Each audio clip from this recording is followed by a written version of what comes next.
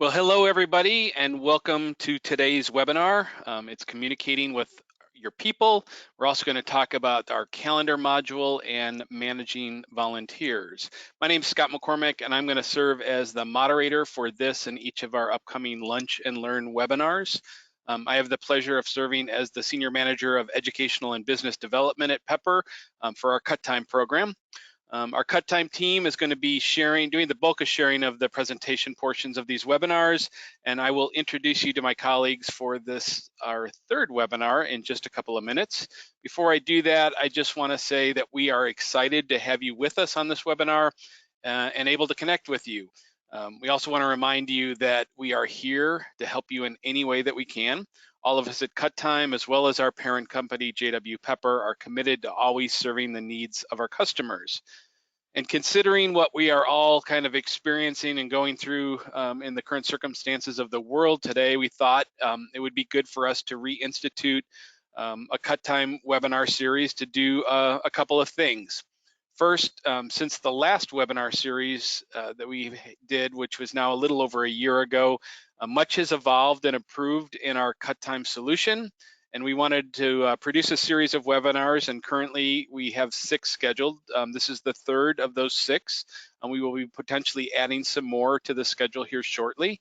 But we wanted to on how each of the various modules functions and share some best practices of what we've learned along the way to help you in your everyday solution. Second, we know that in this time of social distancing and remote learning, that sometimes we all just need a place to come and interact with other humans. I know I do. We probably also have been doing a fair bit of online meetings, whether it's been Zoom or webinars. But in some way, we hope that these sessions will not only provide you with some valuable information and knowledge, but a time that you can interact and build a community. At the end of each of these webinars, we plan to open the question lines up so that you can interact with not only our team members, but maybe even with one another to learn and build some community that way as well. So let me just advance my slide here. So as we get started, a couple of things to know from a logistics perspective. We are recording each of these webinars, and we will make those available on the Cut Time blog. I'll show you that here in a little bit, but it simply is cuttime.blog, our web portal for that. So those recordings will be available, and we will also be sending links out to each of you here shortly after we do the presentation. You are encouraged to interact with us, submit your questions at any time. You'll see probably a little box on your screen that has the ability for you to type questions in it. You also have the ability to raise your hand, and while during the presentation, your microphones and cameras are going to be muted. You can ask your questions anytime, and at the end of this, when we turn things on, we'll allow you to raise your hand and we can interact with the colleagues that will be on screen. Before we get too far, I want to launch a poll to just get a sense of who we have with us today, and I need to make sure that I select the right one. All right, so there's going to be a poll that pops up on your screen, and this is just to get a sense of what degree of familiarity you have with Cut Time. The first option is that you're a current subscriber or a user. The second is that you are in a trial or you have done one previously. Third question is that you're familiar or utilize another group management tool. And then the last one is you're brand new to Cut Time. So we'll give this just a couple of seconds before we close it. Great, we have a good mix of folks. So a couple of, about 25% are current subscribers. We've got 75% who have either done or are in a trial. 50% are familiar with or utilizing another group management tool.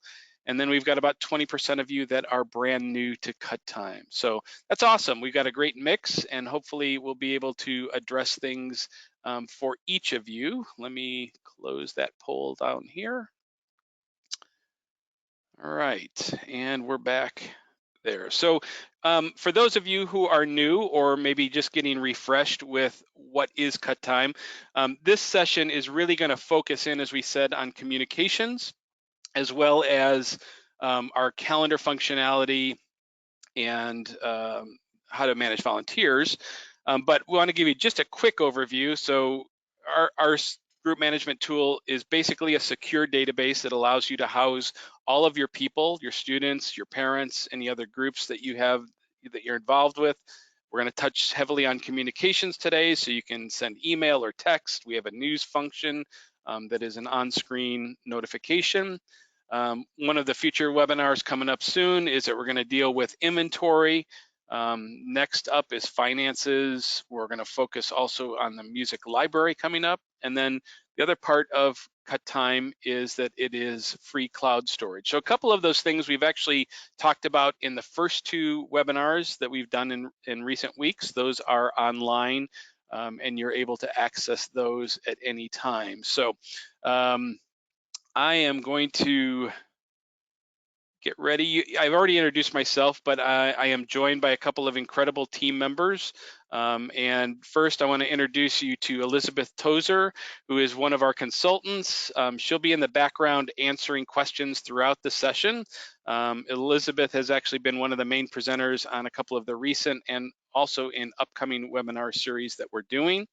And then today, I'm thrilled to introduce another of my colleagues who's going to serve as our main presenter. I'm joined by cut time consultant Brandon Schauer. In addition to working for Pepper, Brandon also fills the role of a worship leader at his church in Pottstown, Pennsylvania, as well as serving as a youth pastor. Like many of you, probably all of us, he enjoys music and working with students and is excited to be helping present today's topic of discussion. So without further ado, I'm going to give presenting over to Brandon here. And Perfect. there you go. I should get out of your way. All right. Thank you so much, Scott. Really appreciate it.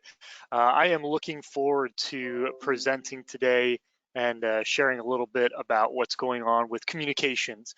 And so I kind of want to talk a little bit about how communications and kind of the first few webinars, really the first couple of webinars, if you missed them, we talked about getting started with cut time. So if you have questions about, hey, how do I even just get going and checking things out, I would check out some of the recordings, setting yourself up for success within your cut time account. We kind of talked about that in session 2, and today obviously talking about communicating with your people. So real quick, I'm going to also do a quick poll for everyone. Let me grab that real quick. Select the following. And we're going to launch that. So we have a poll just wanting to find out, hey, what are the following ways, which of the following ways you're currently communicating with your program? So go ahead and select, you can select multiple boxes in there. So obviously a lot of you guys are doing email, text, doing some social, you're using a calendar. Really, there's a good mix of each one of these in here. So that's really good. I'm getting some really good feedback here. But yeah, a lot of you guys probably are checking at least 1 or 2, if not 3 or 4, or all of these boxes, because you guys all communicate in a variety of different ways with your program. We definitely tend to think of email and text as the primary, but we do communicate in a lot of different ways, whether it be social posts or calendar or communicating with volunteers. So we're going to be covering all of these different aspects today in our presentation. So I'm really looking forward to doing that with you guys. So let me jump in here. I'm going to share my screen with you guys. And I'm just logged in as a director of one of my test accounts here. And so the things that I want to cover for you guys today is posting news items in your cut time account, sending emails, sending text messages, creating calendar events, and then creating volunteer opportunities within those events. So those are the big top level things that we're going to hit. I'm going to start right here with news items. as the first thing. So the two modules I'm going to be in mostly today is communications and calendar. Under the communications module, one of the options here is news items. So this is where we're going to come to create news items. Before I actually show you what that looks like to create those, I wanted to give you some examples of what they are and what you might use that for. So a news item, if you think about it, somewhat like a dashboard alert for your students and your parents or any of your members in your program, it's something that's going to be in a very prominent place when they log in. So for a student, it's the very first box they see here. A parent, it's very prominent for them as well. It's one of the first boxes they see. And you might be using this just for a variety of different reasons. I have some examples here. Maybe right now, for those of you who are doing distance learning, you're posting a lot of your lesson plans or kind of resources for the week or for that day for students. So you can do that. And here's some examples of what one of our previous or one of our current users is doing. They're kind of creating their assignments for the week. They have Zoom links kind of listed out there. They have the different assignments and requirements kind of set up there. So they're using this in conjunction with their assignments module, which we talked about in session 2. So that's one neat way to be doing this. You can always throw pictures up here. If you had a competition recently and someone was taking pictures and you just want to share that with everybody, this could be a great way to do that. Maybe you just started cut time and you want to create a little video and put it in there as the first thing that your students and parents see when they create their profiles and set up their login information. You could do a little welcome video for them. Other things like upcoming rehearsal changes or maybe spring break reminders, things like that. So this is how users are using news posts right now. And so let's jump back into news and show you what it looks like to create that. It's very simple to do.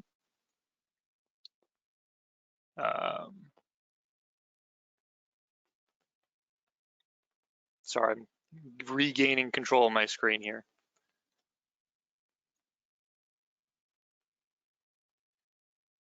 So here we are. I have my news items already listed. I can add news right here, and here I have a few different options as I'm adding this. And again, it's pretty simple, but all we have is a subject line. So whatever you might be putting up in here is maybe upcoming events. I have the ability to assign this news post to different groups or ensembles as I want to, or I can just leave it for everyone to see. I can add the details in there. Keep in mind, you can add hyperlinks, images, whatever you need to in here. So maybe you just need to give a link for your students and your parents so they can make their way to another platform that you guys are using for something else in your program. You guys can share that as well. And the other thing here is you have your start and your end date. So the start date is when that news post is going to show up. So you could set this, maybe, you could set this, all your news items up for the next several months and just set it so that they show up at that specific time that they need to. So, and then the end date is just going to tell it when to expire. So you don't have to go in and remove events that you've created or news posts that you guys have created. They will automatically disappear once they hit that expiration date. So that's how you guys are working with those and creating that. You can always go back in here and view old assignments if you like to, and maybe you're copying and pasting from last year's assignment because you do have this year drop down option. So you can always go into previous years and look at other news posts and copy those and create those new again for the current year if that's something that you guys are working with. So that's your news items. We wanted to make sure that you guys saw how that was done. Another more traditional way to communicate is through email and text, which again, a lot of you guys said you are using, which makes sense. So in your communications module, we're going to jump in here to our send email and text option. All right, so as I'm looking at the screen, I have the option to filter recipients. That's the first step in sending out a communication, is just deciding who is going to receive this communication. And so I have my filters here, and it's giving me all my ensembles, my sections, my positions, and grade levels that I could be choosing from. So I could refine this selection pretty far. So the more, think of it like this, the more you select, the more refined the search becomes. So it depends on exactly who you want to communicate with.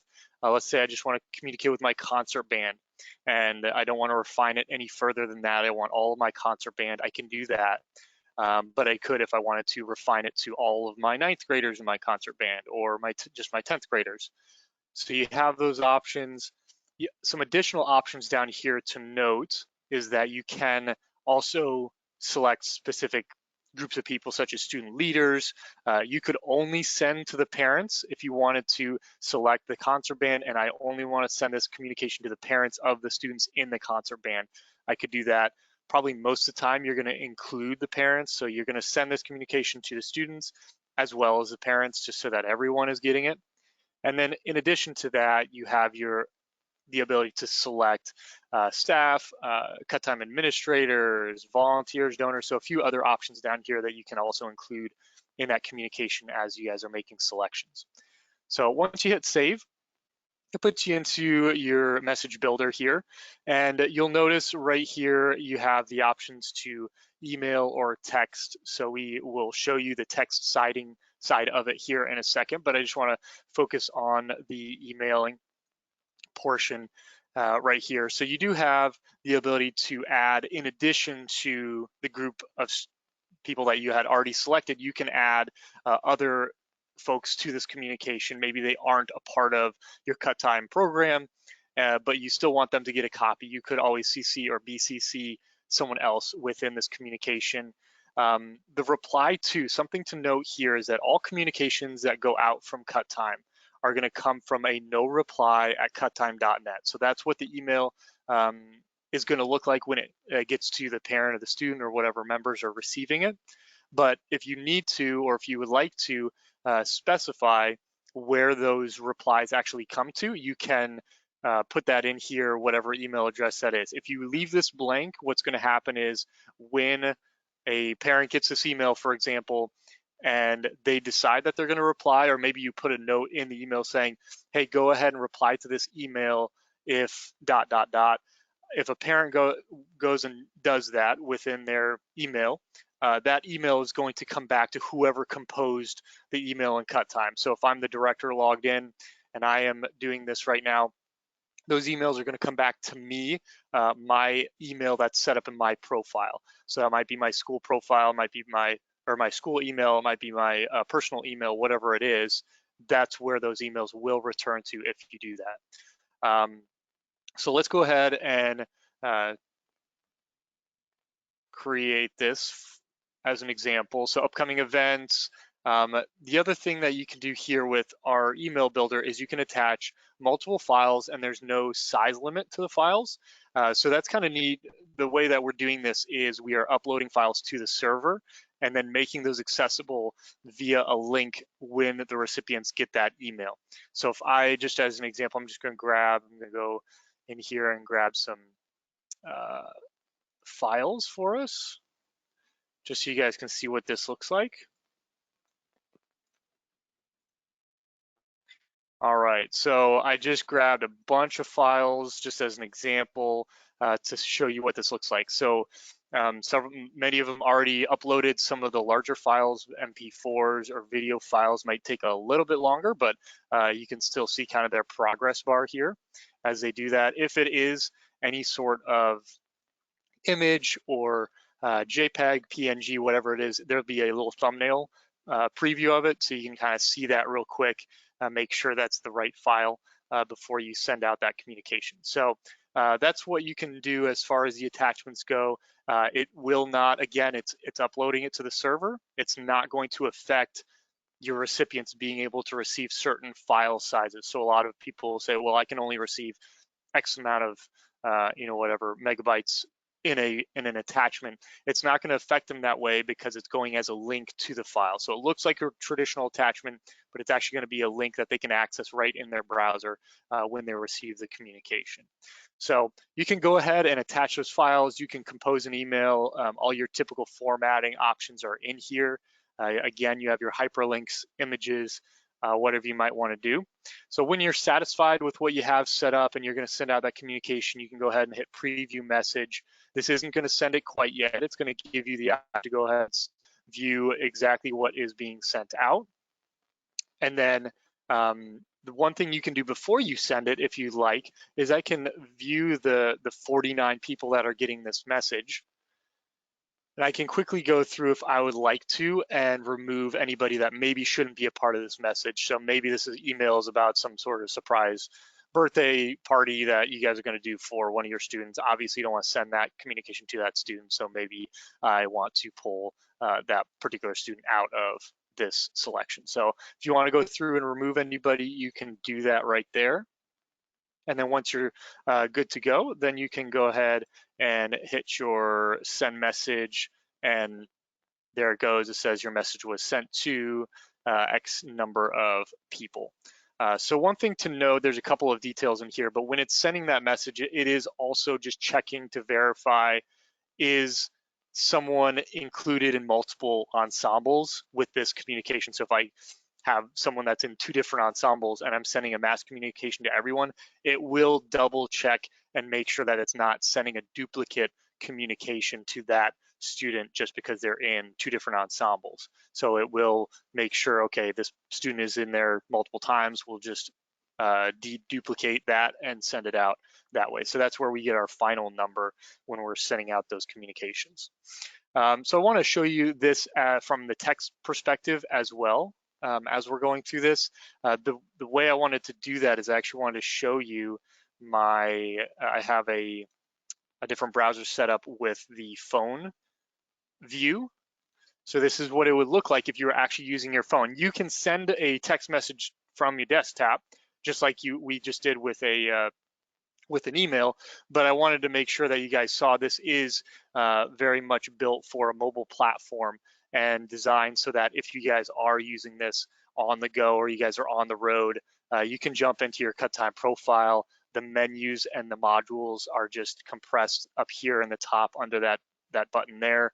And then as you scroll down here, I'm in my communications. I've selected text message. The filter, if I open up the filter, it just kind of realigns everything into one straight line. So I've already selected who I want to send this to. Other options down here. So I'm good to go there. And then when I go to send this, I can just put a short little message in here and send that off. So an example might be, hey, we're on our way back from an event, but we're running 30 minutes behind schedule. So quick things like that where a parent might not be checking their email as often as they would their text, they could do that as well. So we can preview and send that text message out as well. So I'm going to go back to sharing my other screen because I want to show you guys a couple of reports that are actually really helpful for this. One thing I forgot to mention, but about the text messages, the way that we know that those are going to go out is if a student or parent has provided their cell phone number as well as their cell phone provider, their carrier. And so a couple of helpful reports just to see, you know, who actually has put in their email address or who actually has put in their phone number. What am I missing anybody? Somebody might come back to you and say, hey, I'm not getting the emails that you say are going out. And there's a couple ways to do that. One, you could go right to their profile in the people module under members. You could go right into their profile and check that out. The other way that might be really helpful, and these are some newer features, is our mass up. I'll go into my mass updaters. There we go. There's a lot of different types of information I can look at from kind of a mass update perspective, and a couple of them are the email addresses. So if I open this, it's going to give me a list just by default of all my members and their email addresses. So I can quickly go through and see who doesn't have email addresses and then fill that in if I have that information stored somewhere. Or I can filter down those options by ensembles so I can refine exactly who I'm looking for. And then the other option, if we're back to our mass updaters, is looking at the phone numbers. And again, this is really a really helpful screen for you because you can go through, see the home phone number, mobile phone number, and then select the provider. So we have, one thing I was going to point out here is that we have so many providers. We believe that we've covered all of them. If for whatever reason you feel like yours is not covered, let us know. So we have a lot of different options in here. Some of the really small providers are actually being serviced by the larger, so AT&T or Sprint or T-Mobile, something like that. So if for whatever reason you're still having issues with text messages, maybe not getting out there correctly, you can always check online to see what towers are actually being used for that provider, and then you might end up selecting AT&T even though it's a smaller provider. So those are a couple options to be looking at. So that's your email and your text messaging, and then the reports that are helpful as you guys are going through that. The next thing I want to you guys is the message archive. So before we leave texts and emails, one thing that might be important for a lot of you is the fact that you have other people helping you in your program. And Elizabeth stressed this in one of our previous webinars. If you have people to help you, let them help you. Because one thing you can do with your communications is if you have assistant director or other directors that are also sending out communications, you always have access to an archive of whatever's been sent out via communication. So you can see what emails have been sent out, who sent it, the recipient, so just a snapshot of how many people it was sent to, and then you can see subject, email, and you can also have access to any of those files that you had attached. So if there was attached files, it's going to tell you, yep, there's files. I can go in here and preview the communication, and we've stored those files for you on the server, which means you will always have access to these, even if these files are deleted off your computer for whatever reason. At any point in time, I could go back into my communications and access those files again and re-download them onto my computer if I'd like to. So you have those options. It's going to save that information for you. It just allows you to continue doing what you already do with other people helping you and other directors alongside you. So we really do encourage you guys to continue doing that as you guys are going through that. So let's now take a look at our calendar module just to see how we can communicate upcoming events and communicate the need for volunteers at those events. So we're going to be in our calendar module here. I'm just going to jump right into the calendar. So as I get in here, I've set up some just dummy events in this test account. But the first thing I'm going to talk about here is the Google Calendar integration. So some of you guys have used this or are looking at a way to share your calendar with people outside of your cut time program or outside your parents and your students that are actually set up in cut time. So one thing to note is your students and parents, when they log in, they have access to this calendar. But if they want to sync that to one of their calendars, let's say their Google Calendar or Outlook or iCal, something like that, then what you want to do as a director is you want to set up the sync with Google Calendar. So I'm going to go ahead and click this button, sync with Google Calendar, and show you what this looks like. All you're going to do is put your Google Calendar ID in here. So brandoncuttime@gmail.com. I'm going to save that. It's going to ask me to authenticate. So I'm going to go ahead and click on authenticate, sign in and authenticate Google Calendar. It's just taking you through this setup process.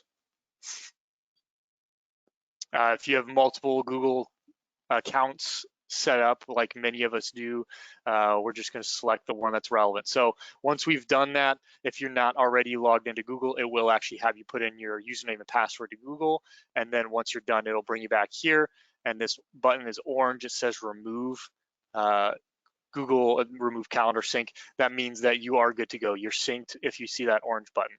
So now I can go back to my calendar and everything is set up. So a couple of things as you guys are checking things out and doing this, I would encourage you, if you're about to sit down and put a lot of events in, I encourage you to go through that sync process first, because one of the things with that sync process is it's only going to pull over automatically the events that are newly created after the sync is taken care of. So if you put in a bunch of events and then I sync the calendar like I just did, I would need to go back and I would have to click on each event, and now there's a button that says add to Google Calendar. So I could click that real quick. It's not time consuming necessarily, but I imagine if you go through and set up your entire school year worth of events, then you're not going to want to go back through and click and open and resync each one. So we encourage you guys create that sync first and then go through and create those events. But once that sync is set up, every time you create a new event, then it's going to automatically be integrated for you. Other things to note about the integration capabilities is we are continuing to develop more integration functionality there. So what that means is right now this syncs with an individual Gmail account, but we are looking at additional integrations with things like G Suite or possibly other calendars here in the future. So we're looking at doing that, and we're hope to have that for you guys pretty soon. The other thing to note as we get into this calendar here is you can change the view of your calendar. You have a list view. So I can toggle over real quick and I can quickly view just a list of my events, and I can even filter that by the ensemble or by a start end date time period. Or I can go back to my regular calendar view here as well. And so what I want to do with you guys is I want to just create an event so that you guys know what this looks like and see all the different details that can be added or edited in here. So if I go in and I click add an event, I can go ahead and create an event name. I do a cut time test event of whatever it might be. Here's a few of the options that you have. You can set if it's just a single event on a certain day with a certain time frame, you can go ahead and select that time frame. Maybe it is maybe it repeats, so it's a daily, weekly, monthly, annually, every weekday, Monday to Friday. So those are some options that you have. You can always make it an all-day event and then just select the day that it is relevant to. So if I just do an all-day event, maybe I just want to do it later, beginning of next month. We do also have event colors. So this is up to you if you guys want to set up colors for your events that you put on your calendar. You might kind of create your own way of kind of marking each ensemble with a certain color, so you can go ahead and do that. But the reasoning behind these colors is that these are the equivalent colors to Google, what Google uses. So as you guys are syncing events and they get pushed over, then the colors will match when they hit the your Google Calendar as well. So you have those options in here. You can assign this event just to certain ensembles, and what this does is just allows people to filter their calendar.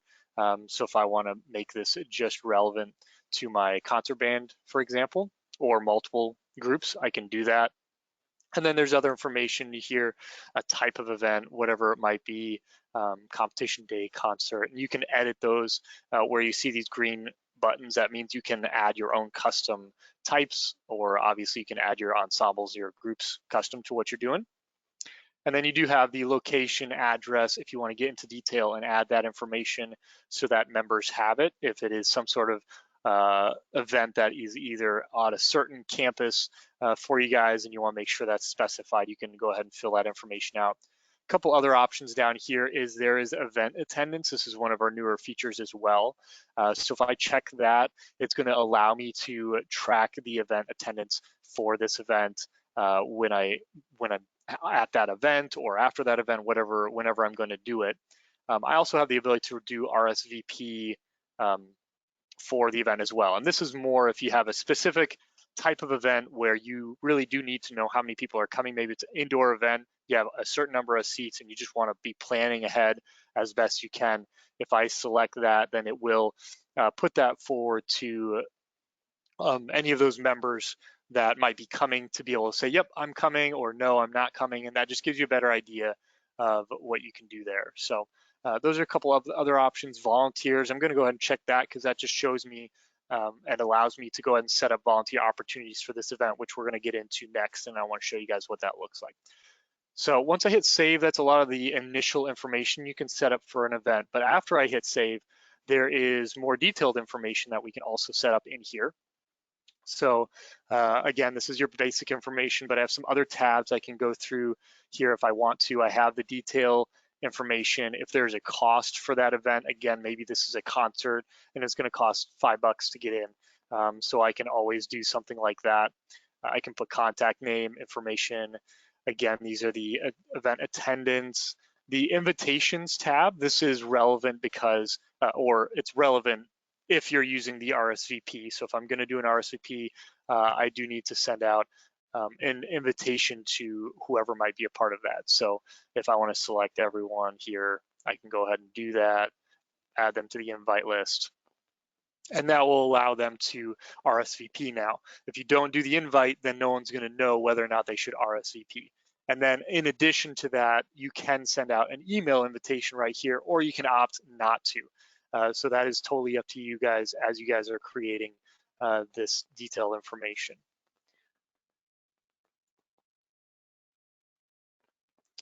Other bits of information that you can do here within an event. A schedule is really neat. You can create a schedule within this event. So if you're trying to create different elements within an event, you can do that right here. Again, I'm selecting the day that it's on. If it's a multiple day event, you can select different days that you're going to do that. But you can do arrive, you can do, hey, we're going to do dinner, this is a free time, whatever it is. So there's a lot of different elements that you can create in here to give your event a little bit of a schedule, and that allows you to kind of keep track of where you guys are and figure out, okay, are we going to be able to do everything in the amount of time that we have for this event? So you can go ahead and create those scheduled elements if you need to. Go back a screen. Yeah, and so volunteers, we're going to get into that in a second. Other links or map items, if you need to, if you put that address in there in your address information, it will actually link to Google Maps and give you just a snapshot of, a map view of where that that item's going to be, or that event's going to be. I'm going to take a step back now, back into the calendar. We talked about changing views, adding events, all the details that you can add there. One thing I want to kind of stop and focus on for a second is the event attendance, because we just created the event, and for a couple of these, I have event attendance selected. So if I go into my calendar module here and the submodule event attendance, it opens up and it allows me to select any of the events that I have created. So cut time test event is what I just created here. I can open that up, and here we go. We have a list of all the students that have been invited or were a part of the ensembles that were linked to that event. So what I can go through and do is I can, as I'm checking this off, kids are walking in, I can say, hey, they're here, they're not here, they're tardy, excused, whatever it might be. And so I can quickly go through and make those changes however I would like to as I'm doing attendance. So this is something you can add comments in here as well if there's some reason that they're tardy or excused and you want to add that. So that's something that just allows you to keep track of that attendance. You can print that or extract that into a CSV file as needed. And then one thing I'll do is I'm going to switch over to the parent view just so you can see what that attendance does for the parents. So I'm going to switch into my parent portal, and here I'm logged in as David Backus, and I see my parent portal, and I'll notice if I have multiple kids or my kids are showing up here, I have the attendance button right here as well. So I can go ahead and click on that. And as a parent, I can see, okay, what is my student's event attendance record? So I can go through and see that for any of my events if I need to. So I just want to show you that from the parent's perspective real quick before we continue into the volunteer options here. Let me get back to my dashboard or my main director screen. All right, so we're back in here. We just looked at adding events, all the details there, attendance. So now let's take a quick look at what it looks like to create a volunteer opportunity within the events that you create. So the next step, if I do need volunteers for something, and I will actually go back to the calendar because I forgot to mention, if you select that option that this event needs volunteers, I can see real quick on my calendar, anything that has this little double head icon, that means that event needs volunteers. And so I can go ahead and create volunteer opportunities on those particular events. And so this is what that looks like. If we're in here on the right-hand upper side here, volunteers, if I click on volunteers, all I need to do is click on volunteer opportunities, and then I can add a new volunteer opportunity to one of my events pretty easily. So this is what that looks like. I'm going to select the event that I'm doing this with. So let's say that I just grab my field trip, and now I have the option to add different volunteer opportunities. So I have some different activities that I can choose from. And again, I can edit or add different volunteer spots that maybe I'm using that isn't in this default list. But there might be a few different things. Maybe you need someone to help with, I should find like a setup teardown type option, or registration check-in. So this might be a good example. Let's say I need 3 people for this. I can put a date. This information is really important because this will show up to whoever's volunteering. They need to know what time they need to be there. So on 4/16, they need to be there. We're going on a field trip. We're leaving early, so I want them there at 6 a.m., whatever it might be. And then they'll be done at 7 a.m. So I need 3 people to do that. I can add notes in here if I need to, but then just add that opportunity.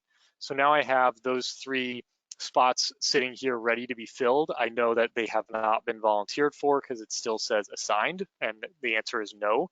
If it was already filled, the position would say yes, and I could hover over that button and it would say the name of whoever might have volunteered for that option. So again, I'm going to jump back into my parent portal to show you now what it looks like for the parents when they see these volunteer opportunities showing up. So let me jump back over there into this screen. I'm going to refresh it so I can see what's going on.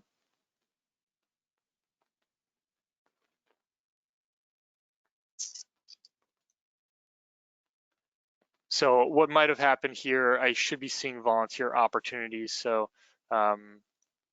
let me jump real quick into a different profile for you guys. So that person might not have been logged in or as part of the correct ensemble of one of those opportunities. So I'm going to try jumping in as another parent here. All right, so that's not showing up for whatever reason, and I'll take a look at what that is. But what would happen normally is you'd have your volunteer opportunities showing up in this option, and they would say, it would say yes or no, do you want to volunteer? And the parent would be able to go ahead and right there click yes, I want to help. And what that would do is that would go back to your dashboard as a director, where you can go ahead and approve those positions that people are volunteering for. And I'll show you real quick where that looks like. I'm in my director's profile again. If I go to my home page, my profile dashboard, volunteer interest, this is where that would be showing up, and it'd be saying, hey, do you want to approve this person or not? So that would give you that ability to go ahead and approve them. And again, that would put us into kind of this area where you'd be able to track those volunteer opportunities within your account and always see who is helping out and who's not. Something neat about this is the parents will have a little preview. Anything within the upcoming month on their dashboard that they volunteered and been accepted for is going to show up as a little notification. So when they log in, they can see, oh yeah, I've volunteered for that, and it's just a little reminder that they need to be somewhere at a certain time, and it gives them that detail right in there for them. Hey, Brandon, I didn't mean to interrupt here, but the reason that you weren't able to see that is that it's in the past. So you set up that field trip for today. It's a 6 o'clock event. So it's showing events that are 30 days out from the time that they're logged in. So if he would have made that for tomorrow's date, it would have shown up. So that I knew there was a reason that wasn't popping up, but I just thank you for that. Yeah, I'll just grab something real quick and add an event then. So maybe I can still recreate that for us. Let me try that real quick. Why not?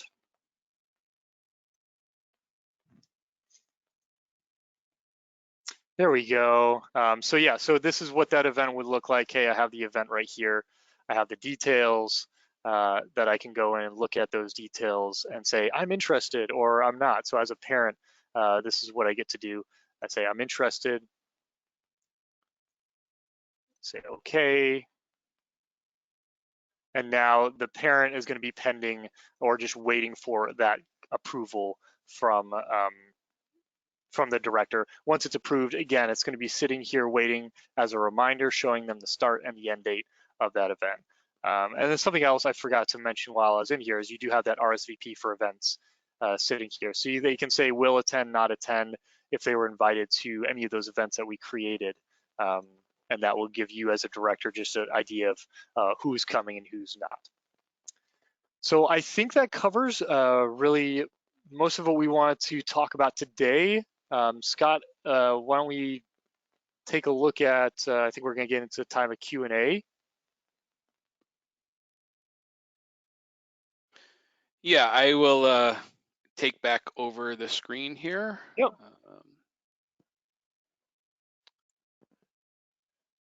And is my screen showing, or are we still showing Brandon's? I think we're still showing Brandon's. Let Sorry. me try to give you.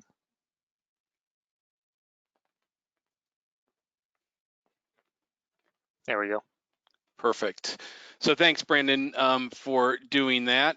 Just a couple of things that I wanted to share with each of you. A couple of things I want to point out. So we're conducting these current webinars to provide some immediate assistance to our users and potential users in our current cut time solution. I want to let you know that while we've continued to introduce new features and upgrades to this current platform, the last few months we have been in the midst of a major upgrade to the entire cut time solution. Our hope is to be able to start showing some of those new developments in the cut time program very shortly, and actually be able to launch a beta version in the next few months.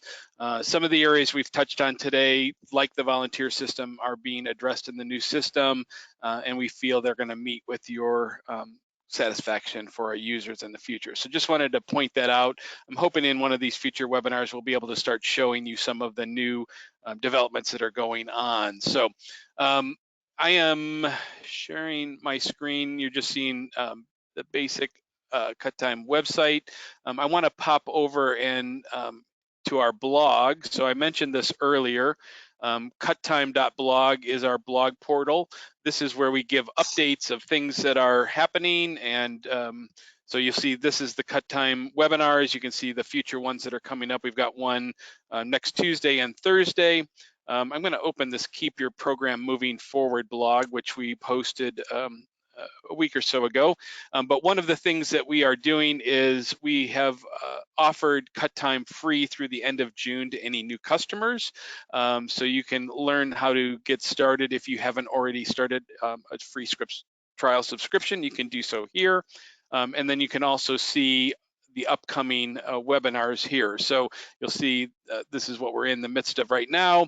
Soon we'll have the recording up here like we do on the previous, and then you can register for future webinars here as well. So wanted to give you that. I'm going to pop back in. While I'm here, though, before I do that, if you are on social media, which it looked like a number of you were, I just want to let you know that we do have a Cut Time Group Management Facebook page, and I would encourage you to visit and like us if you have not done so already. We're also on Twitter and Instagram. It's at Cut Time Official is the handle on both of those. We'd love for you to follow us there. We are able to put updates in social media and push out information there as well. Let me pop in back into my PowerPoint here real quick.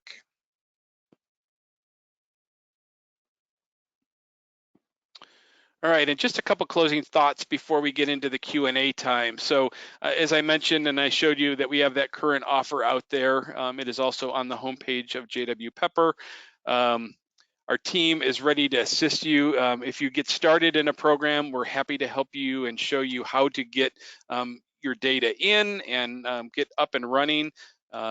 With that, we also, I think Elizabeth has been typing in, but we have a one-on-one demo session. So I know we kind of went through one aspect here today, but if you want to get a one-on-one demo where we have one of the team members show you the whole program and answer your specific questions, you can hop on and schedule a 30-minute or longer time frame with one of our consultants, and the link is in the chat box right now on the webinar. And as I just mentioned, to engage with us on social media. So we're going to pop over to questions, and I think we probably have all of our team hopping on here. So Elizabeth, you've been kind of monitoring. Do you want to share some of the questions that are out there? And then if you have any questions that haven't been answered, please feel free to raise your hand and we will look at bringing you into the discussion. So go ahead, Elizabeth. Sure. So one of the questions that we got was, once the sync has happened between both of the platforms in your calendar, do you have to continually sync that across the two platforms, or will the information automatically update? And the answer to that is your information will automatically update once everything is synced, and that stays synced. That will continue to update the information. In Google, you do not have to resync that information across. Another one we had was, can I upload my files from my C drive, my flash drive, somewhere else on my computer, or do I have to upload it to CutTime first?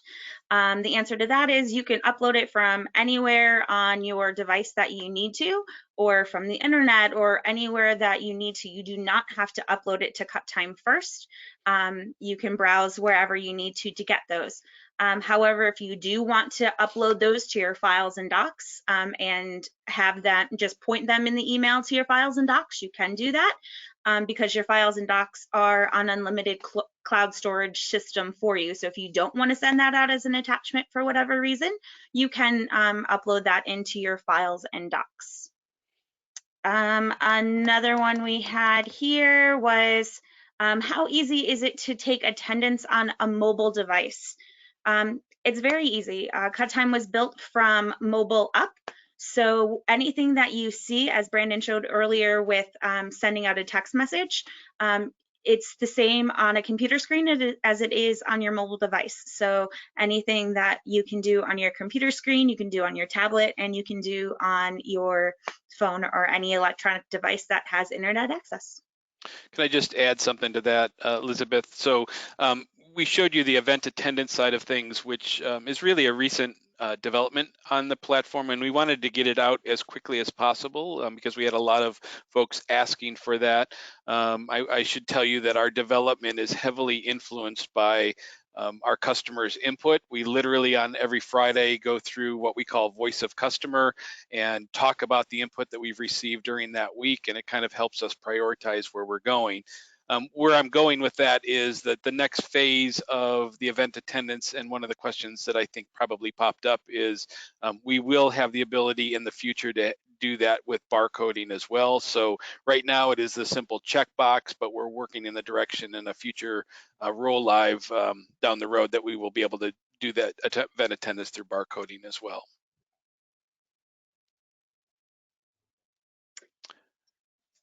Other questions? Anything out there, Elizabeth? We just had one other that was, how do I get my logo up there? And so that is the same as sending in all of your other information that you might need to, as far as getting your information into your system, such as sending us your people data, your music library, your inventory, your attire. You can send any of that information to us at support@cuttime.net. So if you want to change that little logo up in the corner to be your logo, you can just send us a 100 by 100 pixel logo to support@cuttime.net, and we'll be happy to upload that for you. Well, awesome. We are literally getting close to the top of the hour. I hope that the information that we've shared with you today on this aspect of the system, both from a communication and a calendar perspective have been helpful. Again, I would encourage you, if you have other questions, you can call us on the 800 number. While we are all working remotely, that 800 number is ringing through to our remote locations, and you can always send an email at support@cuttime.net to us. I do want to show you one other thing before we move away, and it will require me to stop the slideshow for a second. Back on the site itself. So Brandon was on the different pages. I actually went, there's a help button on each of the pages. I'm not logged in, or I would show you, but at the top right of every screen, there's a help button. It takes you to our solutions page. And within here are all the help and tutorial documentation of how to make your way through. It's kind of self-help for any of the aspects of cut time. It also has information about how to get your data in. That's the first thing you're going to see here. So if you're in a trial or want to get started with one, this will be the templates that will help you get your data in. There's the 800 number. And for those of you that are teachers or booster members or folks that are working in the system after 5 or 6 o'clock, depending on what time zone you're in, and you need help and you can't find it here, you can always open a new support ticket, which will allow you to type your request and put your subject in and what it is that you're looking for, and a specific description. If you have files you want to upload, you can do that as well. And then put a time in that you would like one of our team members to get back to you, and they will do their best to do that in as timely a way as possible. So that is really what I wanted to share with you.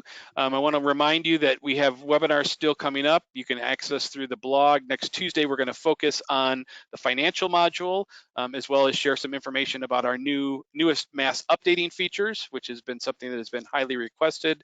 And then next Thursday, we're going to shift our focus to inventory management of instruments and attire and uniforms. So from all of us at Cut Time, we wish you the very best. I know this is not the easiest of times to be working through, but I want you to remind you that we and our parent company at Pepper are here to be as of assistance as we can possibly be.